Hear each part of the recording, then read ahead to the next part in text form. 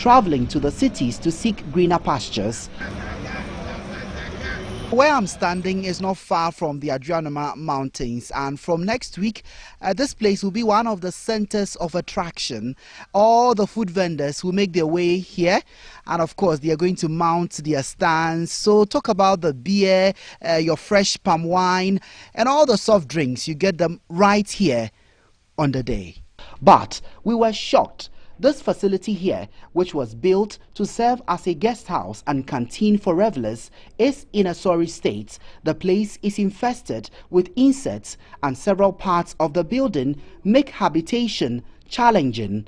The caretaker, Yao Tei, could not give any proper explanation as to why the facility has seen no maintenance for several years.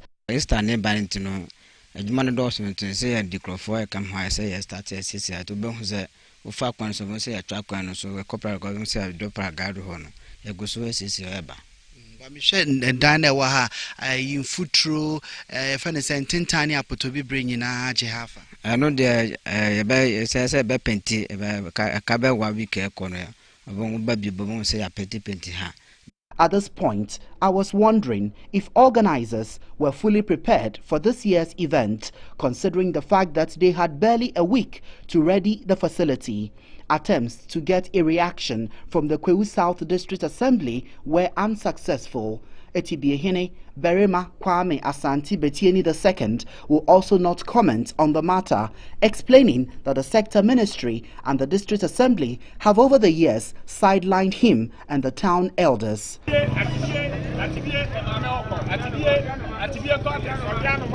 Back at the GHOne Mountain, we decided to unwind with some sightseeing, at least to pep up for this year's event. The spot where I'm standing does not only give you a beautiful view of the Kwewu township, but this is also the spot that thousands of people, thousands of revelers will gather to go through the paragliding. And I'm sure you would want to have me go through that experience.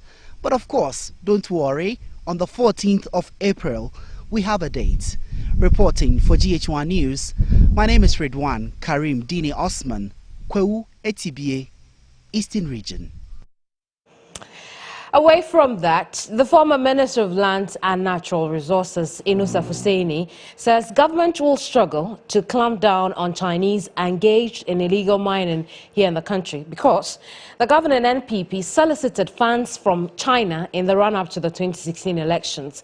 Speaking on GH today, Alhaji Inusa Hussaini alleged a delegation led by Vice President Dr. Muhammadu Bawumia received funds from the Chinese to support the NPP's 2016 campaign. That because they themselves compromised themselves. Why do you say so? When in the period leading up to the elections, they knew full well that the Chinese were engaged in small-scale mining activities, which was otherwise not permitted by the laws of this country. But they undertook a trip to China to solicit funds from the very people who were engaged in small-scale mining activities in this. I don't know whether it was in Gonju or some other place, but in the picture that we saw, you could see clearly these were Chinese people who were supporting the government to run elections. And why would the Chinese citizen, not at the governmental level, support you?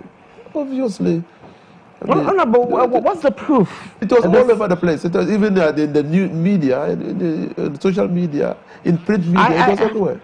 I never heard that the NPP went to China for money. No, to solicit for funds, actually. And so they went in to solicit for funds for what? Illegal miners? No, well, from Chinese citizens. And who knows? I mean, if you, who invited them into that place? Where did they go? Who did they meet?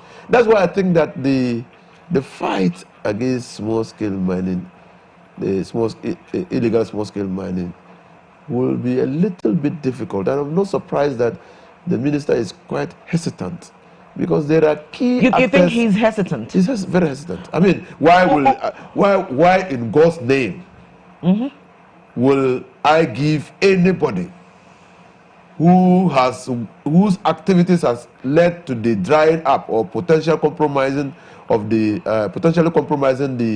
Brim River, the Pra River, An the Ophir ultimatum. River, and ultimatum to leave my country. Why? Why Okay. Gosling? There'll be more on that development story in subsequent broadcasts. But do you recall Suwaiba Abdul Mumin? Well, the 44-year-old woman who 3 years ago mysteriously lost her baby at the Konfanochi Teaching Hospital. Well, she's a happy woman now. Why? Because fate has smiled on her. She has been delivered of a baby girl. Our Ashanti regional correspondent Isaac Bediako visited the family house of Suwaiba and has come through with this report. It was all joy at the family house of the Suwaiba Abdul Mumin after it was announced that she has safely given birth to a baby girl 3 years after she painfully lost her first child at the Konfanochi Teaching Hospital in Kumasi under mysterious circumstances. Suwaiba's missing baby saga compelled angry residents of Abuabu, a Zongo community in Kumasi, to subject health practitioners at the facility to serious beatings, a development which forced staff of the hospital to embark on a number of strike actions. Suwaiba, who could not hide her joy when the news team visited her, said she is most grateful to God and to Ghanaians for supporting her in prayers during her time of pain.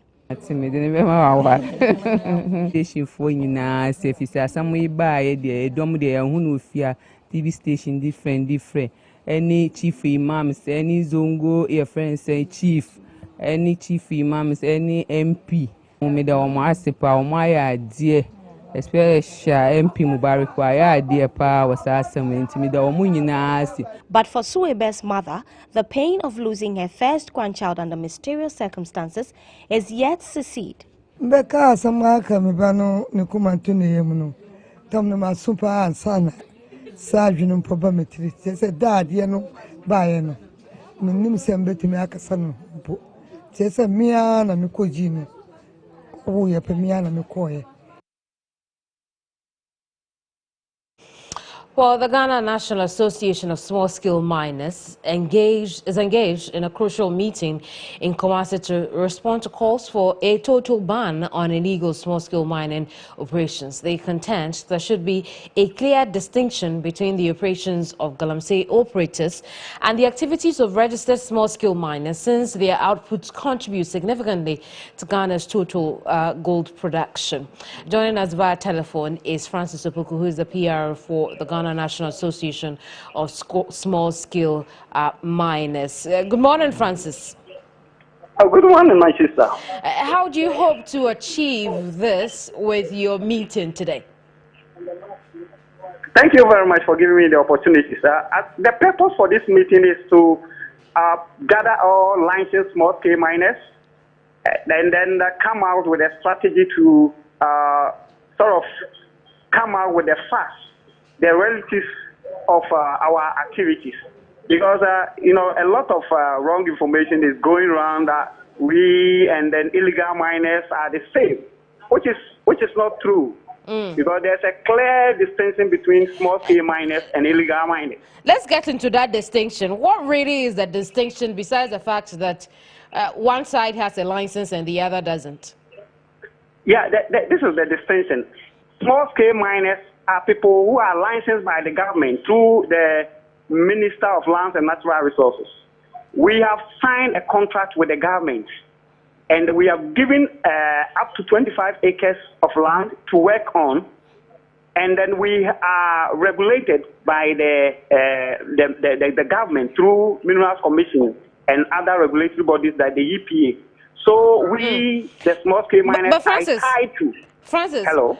Beyond the licenses given you, yes. I think what I'm trying to find out from you is, in terms of impact on the environment, what really is the difference between the small-scale miners and the illegal miners? Good. With that, there's also a clear difference, because the illegal miners, like I said, they don't have right to the land.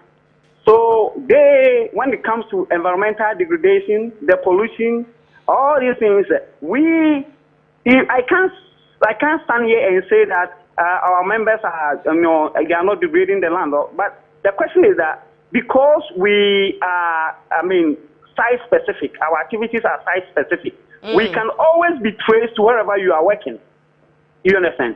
Unlike the unlicensed miners who are kind of running hit and run. They go here, they work, they leave it, and then they go. But the issue at stake is even the pollution of the river bodies, which, to be honest, people are getting confused. It's not small scale. No licensed small scale miner is doing illegal mining. It's polluting the waters. It's a dredgers. We have local dredgers who have found their way into our river bodies. They are there polluting our waters. You understand? So, as part of our meeting today, we want to come out and tell the whole Ghana that, look, we are not happy with the pollution that is going on.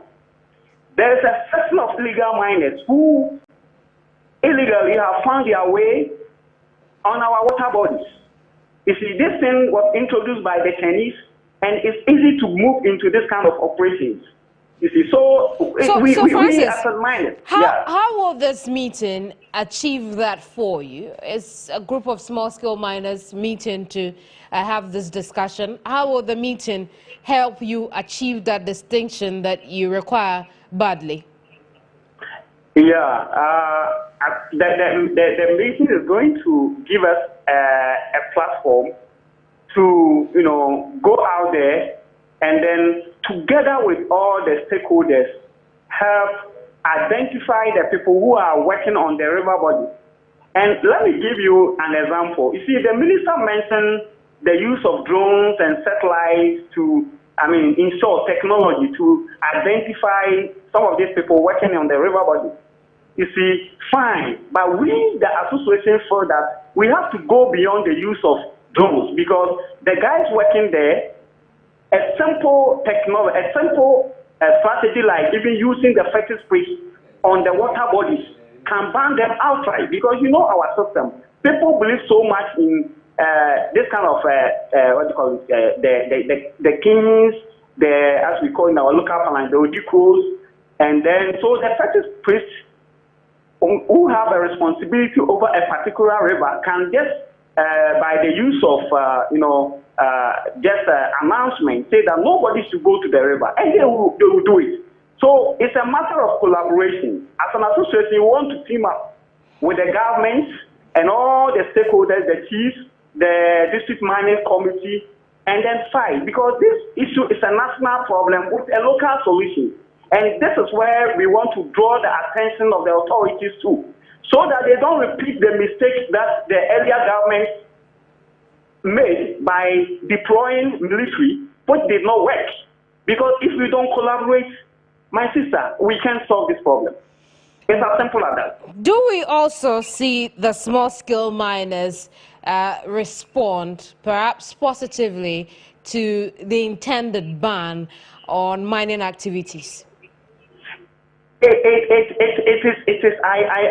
I'm surprised as to how people bundle the small-scale miners and then the illegal miners together. We don't have a case, to be honest, because like I said, it is like assuming, let's say, new ones have flouted some rules and regulations regarding large-scale mining. So Francis, and then you said that. Francis, the question will then be, will we see the small-scale miners react to the ban or not?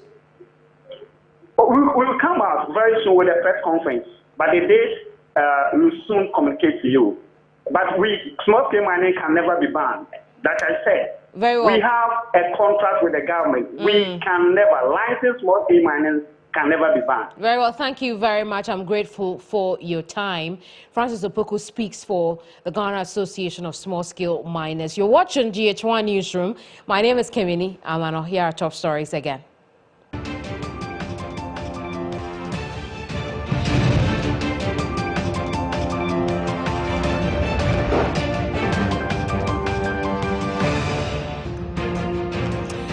"32 sacked workers of TV3 pickets in front of TV station over their unfair dismissal."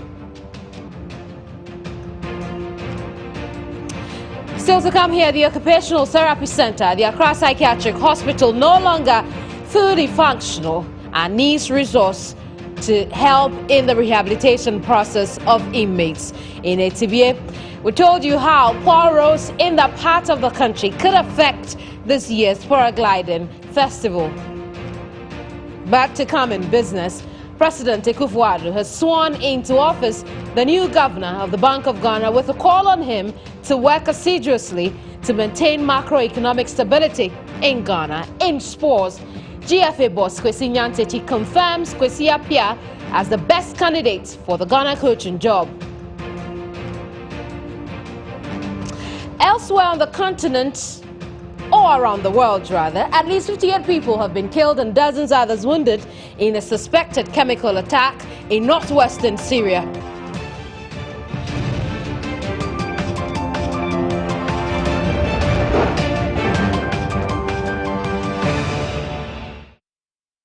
Newsroom returns in a bit.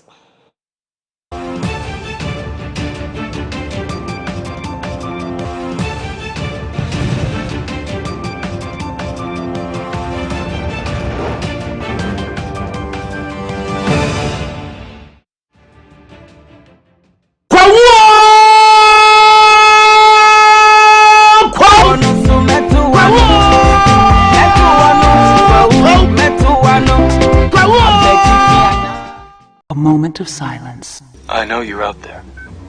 I can feel you now. I know that you're afraid. You're afraid of us.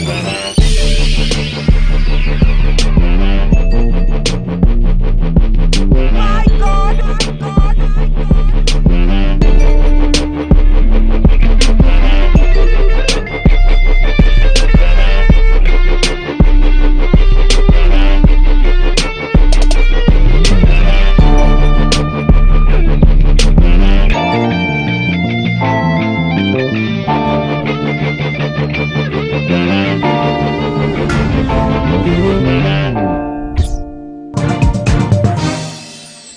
Surgery demystified. Fibroids are usually non-cancerous growths. Now my name is Samuel Fibro. So I was rather giving them pressure to take me. Descended testes means that the testes never descended down into the scrotum.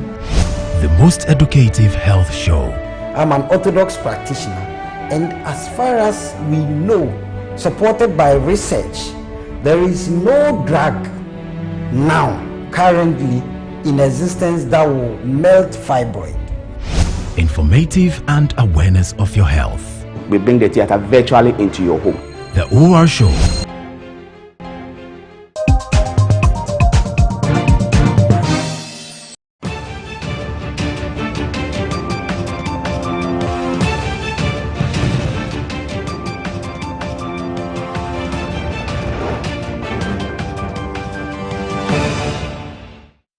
And we are back. This is Newsroom Live on GHOne Television. Thank you very much for staying with us.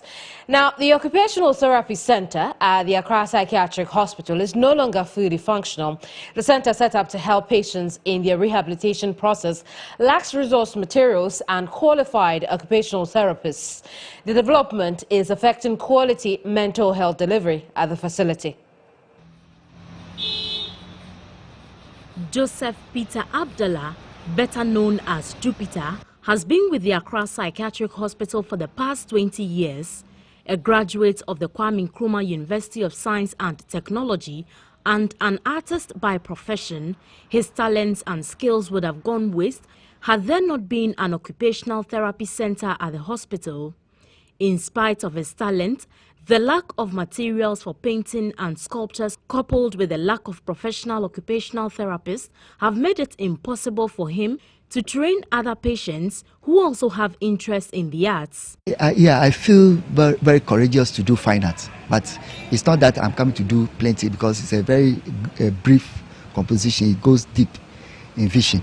So as for that one or two people, I can take my time. And also I have a broken my right hand, broken. So my lenses going to reach, arts going to reach my hand. It's not like the first. Formerly time when my hands was not broken. Even I can blast here right now. All these beautiful paintings, some of which are up for sale to generate funds for the hospital, were done by Jupiter. Jupiter is not the only talented mentally ill patient at the Accra Psychiatric Hospital. There are others who also engage in bead making, tailoring and cane weaving, But due to the lack of funds to purchase the materials, their units are nearly empty. The only occupational therapist at the hospital who spoke to the news team explained the importance of the therapy and why they engaged the patients in some activities. I just set the colors for them and I've asked them to separate, and they are able to separate. Some of the colors I didn't set a place for it, but then one of them has been able to identify that I didn't give her a place for this particular color. I didn't give a place for it, so she asked me where she should put it, and I asked her to separate it from the others. So this means that she is able to identify a problem and she knows how to solve it. Hitherto, patients had a library, a blacksmithing unit, a carpentry workshop and a kitchen to test their abilities in being independent, but all these units have been collapsed. Officials of the hospital say the gradual collapse of the center is a serious threat to comprehensive quality health care. And we see the number of people who are diagnosed with some form of mental illness be on the street begging because they came here for treatment, they went to the occupational therapy session and they went back home. There's nothing there to be done. Or they came here, they were supposed to be trained to the occupational therapy session, but there was no material for them to work with. So if you are discharged, it's also they cannot be here for the rest of their lives. So they need to go back home. When they go and there's nothing there, the family members are not catering for them. They're not getting any food to eat. They're not getting any clothing to put on. They're not getting any work to do. The next thing is to go on the street. They are therefore calling for support from individuals and other organizations to refurbish the facility to help equip more patients with skills to become responsible and independent after they have been discharged. Well, a justice of the Court of Appeal, Justice Dennis Ajay, is calling for legislative reforms on the law governing corruption in Ghana. According to the judge, it is unthinkable that the current corruption laws of Ghana apply only to people working in the public sector, but silent on the private sector worker. Speaking at this year's Gimpa Law Students Association Law Week celebration under the theme 60 Years On, Law, Corruption and Development, Justice Ajay says the current state of the laws of Ghana on corruption doesn't offer enough deterrent signals to those who may be tempted to engage in acts of corruption. Why do you call an offense misdemeanor? Even the name itself does not make it attractive, but you give a sentence of 25 years. Why don't you call it a felony? To deter people, the name alone may deter people. So people are agitating that there should be a new definition or a new name for criminal offenses regarding corruption. And instead of making them misdemeanors, we should make them felony. Very well, they can be made second-degree felony. If they are made second-degree felony, then I would wish that we maintain the provisions in section 2965 of Act 30, because that provision provides that even though they are misdemeanor, if you commit those 5 offenses, the maximum sentence is 25. Whereas when we talk about second-degree felony, the maximum sentence is 10 years unless. We'll stay in the courts. Third prosecution witness Yasiedu has confirmed that Evelyn Boache, the victim in the Mawako incident, was held up by her supervisor at the restaurant after the incident for several hours. The witness, who appeared to corroborate the story of the victim, recounted the ordeal during his cross-examination at the Abeka District Motor and Sanitation Court. Yao Asiedu, the third prosecution witness in his cross-examination, told the court that he was the security man on duty at the Abelengpe branch of Marwako when Evelyn Boache's face was dipped in the blended pepper on 26 February 2017, though he said in evidence that he was not at the kitchen when Evelyn Boache's face was dipped in pepper. He saw traces of splashed pepper in the victim's face when she dashed out of the kitchen kitchen, crying and screaming for help. According to him, he was moved to compassion when he saw the pepper splashed on Evelyn's face on the eve of the incident and held the victim's hand to the tap in the premise and washed the pepper off her face. Yao Esiedu told the court that though the incident happened between 2 and 3 p.m. and Evelyn Boache had wanted to go home because the pain was unbearable for her, the branch supervisor at Abelingpe branch of the Marwako restaurant by name Ali restricted her from going home.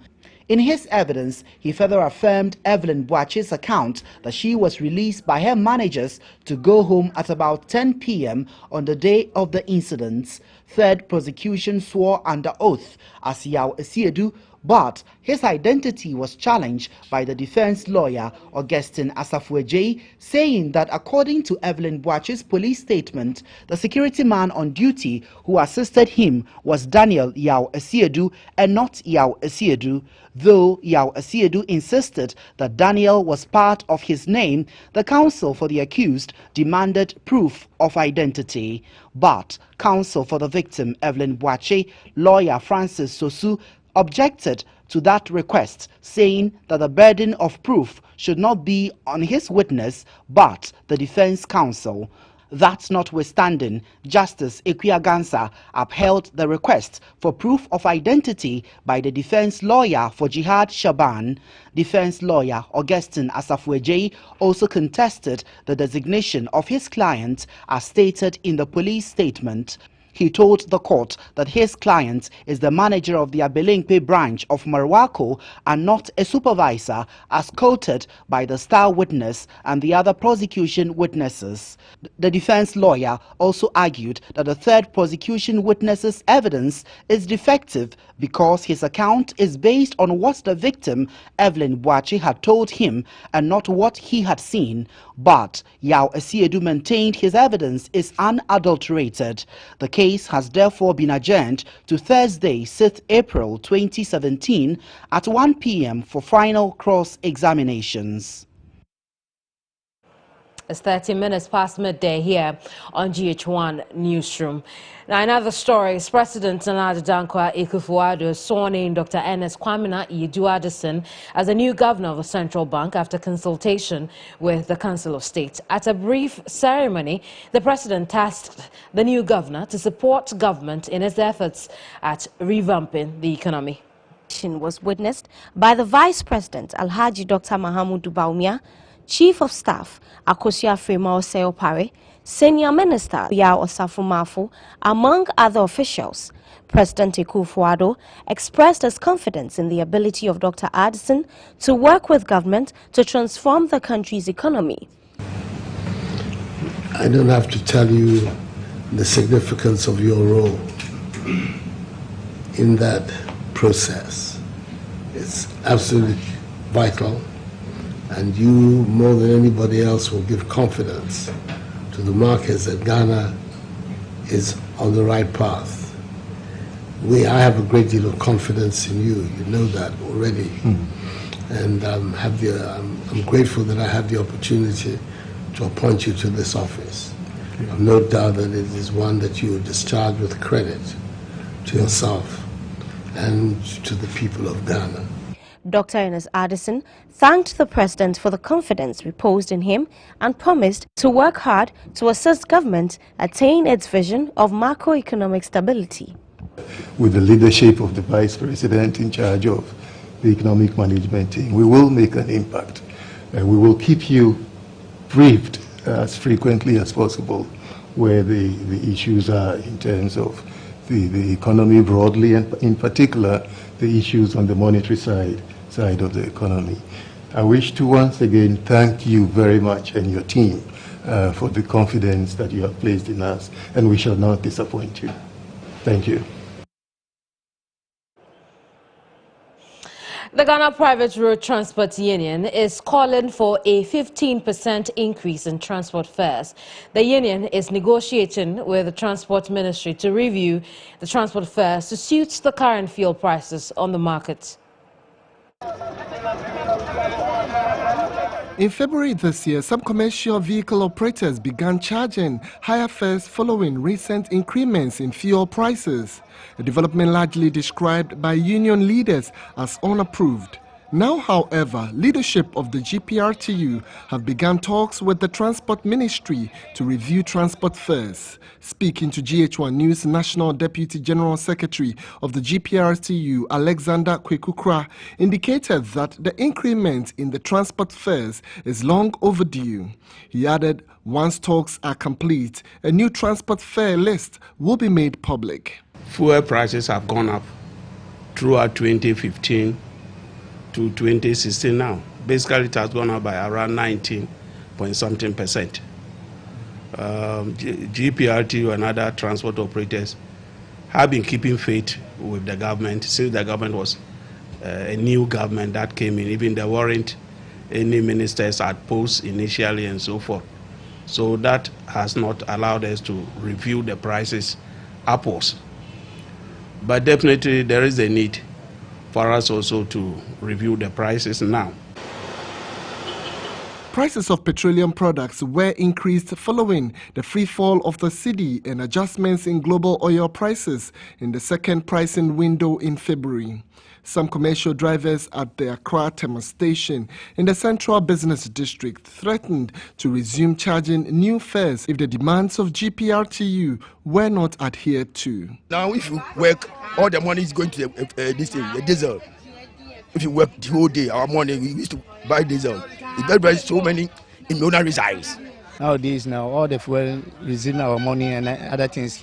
When you go to the roadside, you don't get the passengers. The fuel will increase, and that's why you don't get the money. At the same time, you don't use the chop money too. If GPRT they are increasing the fare, I will be happy about it. But the National Deputy General Secretary of the GPRTU, Alexander Kwekukra, called on commercial transport operators to act within the ambit of the law. The GHOne Nkrumah University of Science and Technology has emerged winners of the Maiden Royal Banking and Finance Challenge, beating 14 other tertiary institutions. Some stakeholders in the finance sector who spoke to the news team at the event have called on industry players to invest in the education sector for more improved and quality human resource base. And the final question in this round. The contest, which saw 15 tertiary institutions battle it out as to who best understands the banking and finance sector, brought to light the knowledge of participants. Stakeholders who spoke at the event decried the growing unemployment and urged financial sector players to invest more in the education and training of students to help enrich the human resource needed for that sector. If you want to get a student of a particular quality, you invest. There is nothing that in this world comes for free. Industry needs to start investing in the training that is given. Elsewhere, industry will give money and direct academia as to we are looking for research or information in this particular area. In the same way, we are looking for students of this quality. This is the information they need. What do? You have to invest. And so the stakeholders who have put this together are doing exactly that, investing in the kind of quality we are looking for. When we can begin to shape the curricula and the courses that the universities teach their students. The executive director of EduFair, organizers of the event, Eresi Enyimayu, called for a more pragmatic approach to curb the unemployment challenge. We've actually exposed them to these companies. They know what goes into their operations, the practices and everything already before we even started the competition. So these are some of the things that, some of the steps that we are taking. After this competition, we won't end here. It would continue till next year's competition. So we'll be doing a lot of capacity building in partnership with industry to make sure that we actually have the right resource coming out of our universities into the job market. The GHOne Nkrumah University of Science and Technology emerged winners of the Maiden Royal Banking and Finance Challenge, beating students from 14 other universities in the country.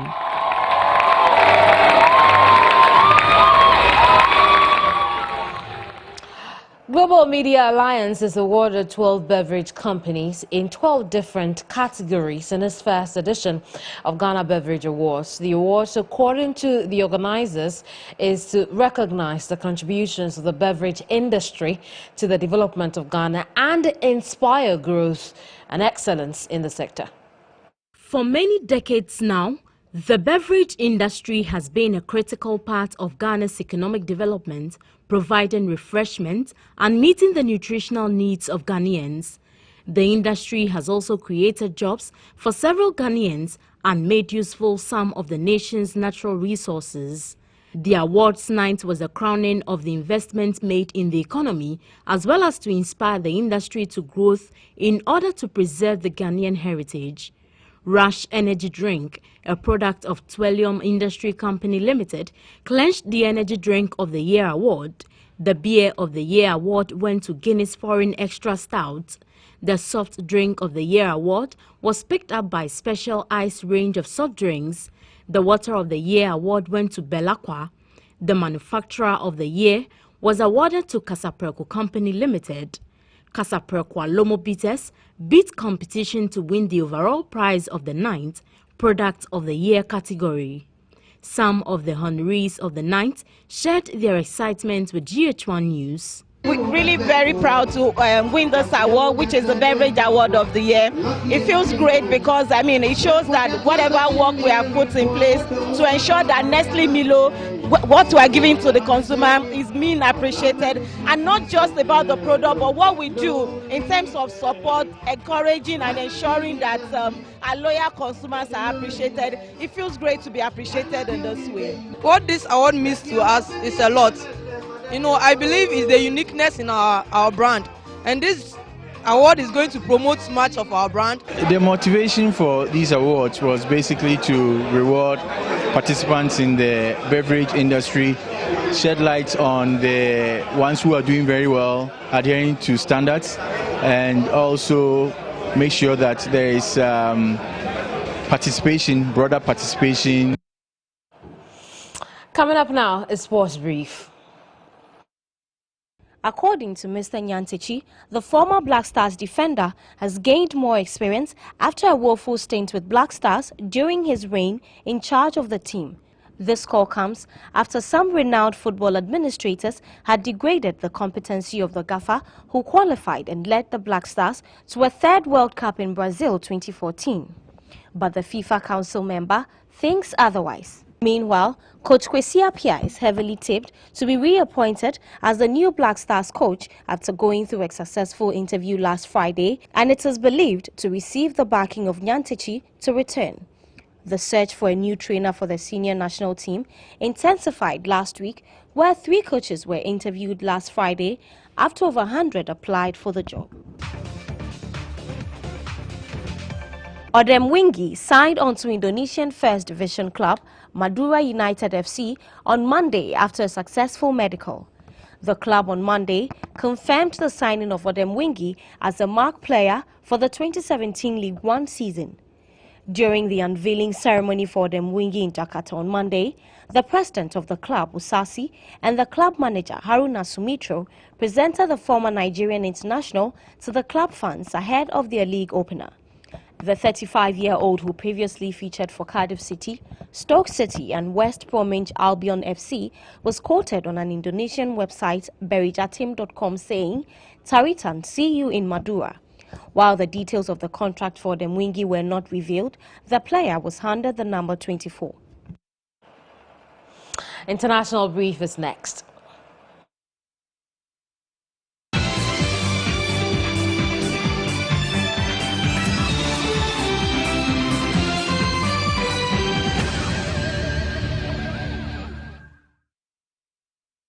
At least 58 people have been killed and dozens wounded in a suspected chemical attack on a rebel-held town in northwestern Syria.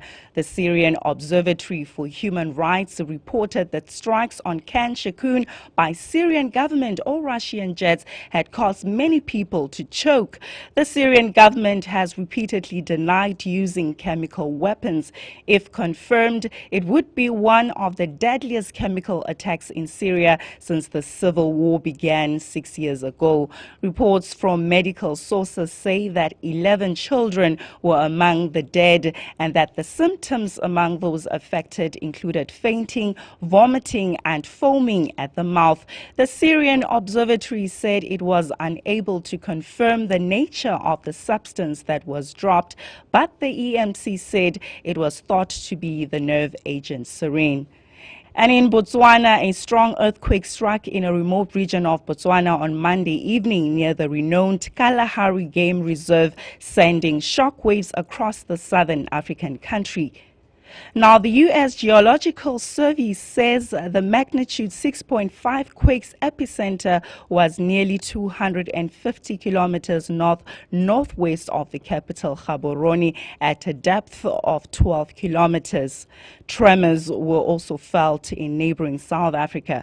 Botswana's chief government spokesman, Jeff Ramsey, says we don't have any reports of casualties or damage yet, but it's a bit early to tell.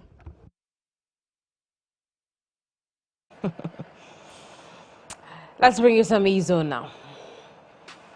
Malta Guinness has been fueling Ghanaians for over 3 decades and want to celebrate the can-do attitude of the nation with a series of celebratory activities. They joined forces this Saturday with Giovanni Caleb and Bella Mundi and invited consumers to join them and climb Avery Mountains for the Goodness on the Hill event. The team fueled the walk with bottles of refreshing Malta Guinness as they climbed. They've also been traveling the country offering people the opportunity to try out their new convenient plastic bottles.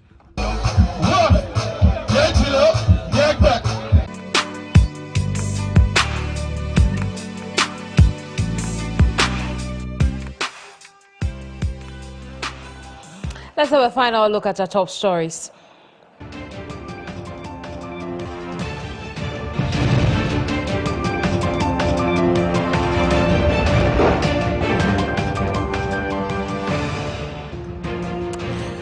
"32 sacked workers of TV3 picketed near the TV station over their unfair dismissal today. Occupational Therapy Center at the Accra Psychiatric Hospital no longer functions and needs resource materials to help in the rehabilitation process of inmates. The poor roads in Etibie could affect this year's Easter paragliding that's coming from residents in that part of the country. But also today we brought you a story on how the president has tasked the newly sworn-in central bank governor to help him work assiduously to maintain macroeconomic stability. In sports, GFA boss Kwesi Nyantechi confirms Kwesi Appiah as the best candidate for the Ghana coaching job. In northwestern Syria, at least 58 people have been killed and dozens others wounded in a suspected chemical attack.